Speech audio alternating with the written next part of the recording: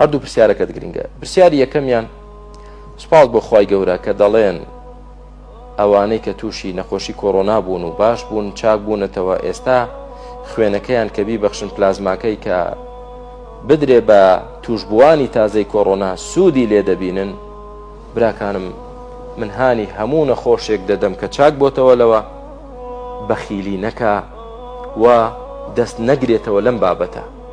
ڕەحمەتی خواتان لێبێ چێ چاک بۆتەوە با بۆ خۆی بچێت. پێغەمبەری خوا عەلەیهی سەڵاتو وەسەلام فەرمووی خەیر الناس ئەنفعهم للناس، خێرترینی خەڵک ئەوانەیە کە سوودیان زیاترە بۆ خەڵک. دەی تۆ با لەو خێرترین کەسانە بی کە سوودت هەیە. بۆیە من استطاع پێغەمبەر صلی الله علیه و سلم لە حەدیثێکی تر دەفەرمێ من استطاع منکم أن ينفع أخاه فليفعل. ئەمر دەکا پێغەمبەر صلی الله علیه و سلم هەر کەسێک لە ئێوە توانی سوود بە براکەی بگەێنێ با سوودی پێ بگەێنێ. تۆ بزانی بەهۆی خوێنەکەی تۆوە برایەک خوشکێک لەو نەخۆشیە ڕزگاری دەبێت، لەوەی لە مردن ئینشاءالله ڕزگاری بێ ظاهری وەکو سەبەب. براکەم واجبە لەسەرت بچی ئەو خێرە بکەی. بۆیە داوا لە هەموو ئەو براو خوشکە بەڕێزانە دەکەم کە چاک بوونەتەوە ڕەحمەتی خواتان لەبێ پێش بڕچێ بکەن لەوەدا، هەر دوای مەخەن هەمووتان بڕۆن. ئەوەش چییە؟ لەلایەکی ترەوە کە خوای گەورە ئەو چاکەی لەگەڵ تۆ کرد و چاک بوویتەوە دەی ئێستا شکری خوا بکە. دائما ئینسان کە خوای گەورە چاکەی لەگەڵ کرد و لە بەڵایەک ڕزگاری کرد پێویستە شکری خوا بکە لەسەری. شکری خوای گەورەش بەوە دەبێت کە تۆ ئێستا لەوە ببەخشی ببیتە هۆکاری ئەوەی کە کەسانی تریش چاک ببنەوە، بۆ ئەوەی خوای پەروەردگار بتپارێزێ. بۆی تۆ لەو کەسانە بی کە فعلەن لەسەر ئەو چاکەی کە خوا لەگەڵ تۆی کرد سوپاسی خوات کرد. سوپاسکردنی شەر بەدەم نابێ، بە عەمەلی دەبێت. ئەمما کە تۆ بێیت و بەخیلی بکەیت و بڵێی نایبەخشم و ناچم خوێن نادەمە کەس و با خەڵکی تر چاک نەبێتەوە، بە دووری مەزانە خوای گەورە تووشی بەڵایەکی ترت کە ئەمجار ڕزگارت نەبێ. لێی وریابن براکانم خوشکەکانم ئەوانەی کە توش بوون چاک بوونەتەوە ڕەحمەتی خواتان لێبێ پێش بڕچێ بکەن، موسارعە بکەن، پەلە بکەن لەوەی کە بچن خوێن بدەن بۆ ئەوەی ئەوانەی کە توش بوون ئەوانیش چاک بن ئینشاءالله.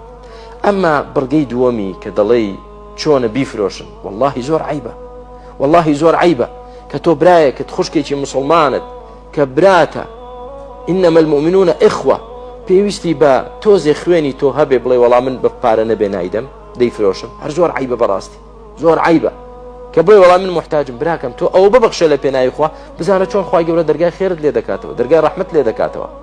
ئەگەر کەس تۆ کاتێک بەخشید لە پێناوی خوا کەسێک لەولاوە هات پارەی دا پێت قەیناکە محتاج بوویت. ئەمما بڵێ وەڵام من بە فرۆشتن دەیفرۆشم بەڕاستی عیبە، مروءەت نییە، مروءەت نییە، مەردایەتی نییە ئەوە. و پرسیاری دووەم کارمەندانی تەندروستی کەمان دەگرن، جارێ هەر هەموو لایەکمان قەرزاری کارمەندانی تەندروستین، بە پزیشکەوە بە ممەڕیض و ممەڕیضەوە بە هەموویانەوە، هەمومان قەرزاریان، هەموو ملت قەرزاریانە.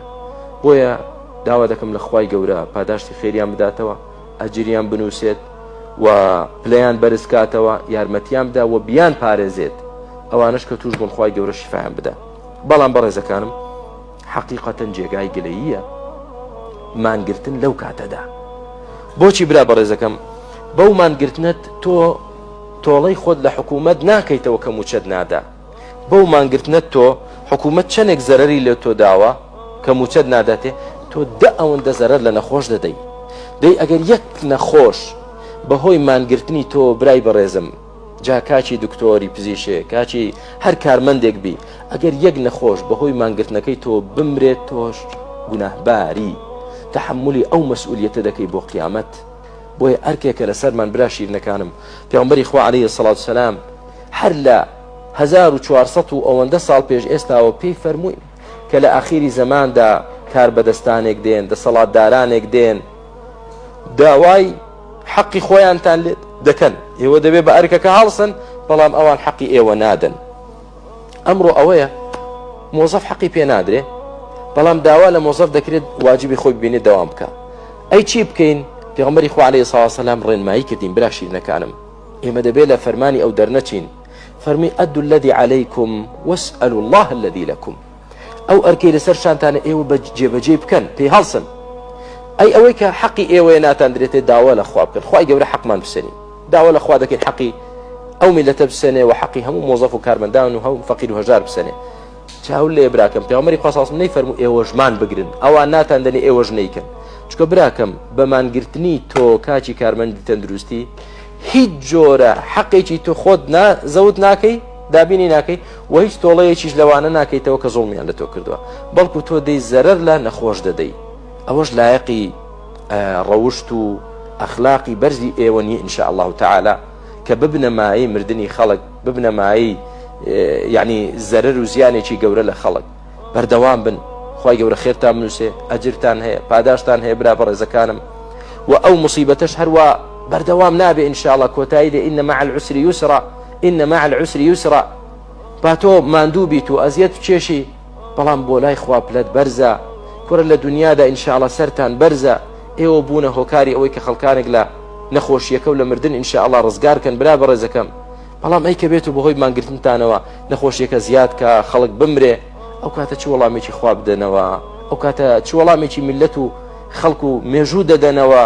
بۆیە بەڕێزەکانم دەزانم ماندوون دەزانین زۆر ئەرکتان قورسە زۆر ناڕەحەت بوون و محتاجیشن بەڵام لەگەڵ ئەوەشدا پێویستە زیاتر سەبر بگرن ئێوە لە تاقیکردنەوەیکی قورسدان شانی بدەنە بەر تا نیوەی ڕێگا بردووتانە لە نیوە وازی لێ مەهێنن ئینەمە الإحسان بالتەمام کە شتێک دەکەی تەواویکەی جوانترە و باشترە و خێرترە خوای گەورە یارمەتی دەرتان بێ خوای گەورە بەختەوەرتان کە خوای گەورە حەقی هەموو لایەک بسەنێ ژیانی ئەو میلەتە خۆشکە دادپەروەری و ڕزق و ڕۆزی و ئەمن و ئەمانمان بۆ زیادکە بۆ خاتری ناوە جوانەکانی ئەو بەڵاو ناڕەحەتیشمان لەسەر لابەرێ ناوبڕێک وەردەگرین ئینشاءالله دێنەوە